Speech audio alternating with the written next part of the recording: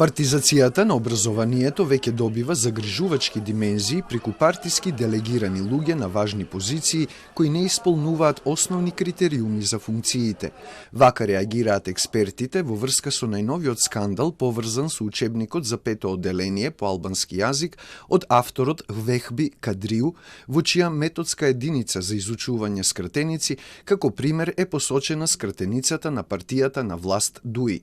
Тоа е спротивно на законите, вели поранешниот заменик министер за образование и универзитетски професор Петар Атанасов. Во законите за основно и средно образование изричито пишува дека се забранува политичко организирање и дејствување, како и истакнување на партиски и верски обележја. Во случајов се работи за токму тоа.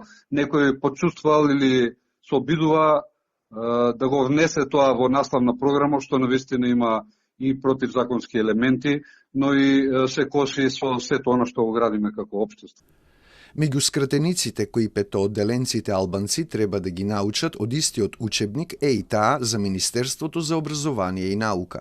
Атанасов смета дека моќта што ја има ДУИ, која многу години е на власт, мотивира луѓе блиски до партијата на излети што не се образовни и не стимулираат квалитет. Според професорот треба да се побара одговорност, чија е грешката, кој ја одобрил, како е направена и кои надлежни инстанци биле вклучени во тоа.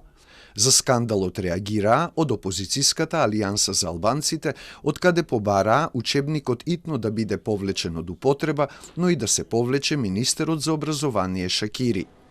Од Министерството за образование и наука велат дека образовниот процес е политички неутрален и апелираат до педагошката служба и до авторот да поднесат барање за исправки.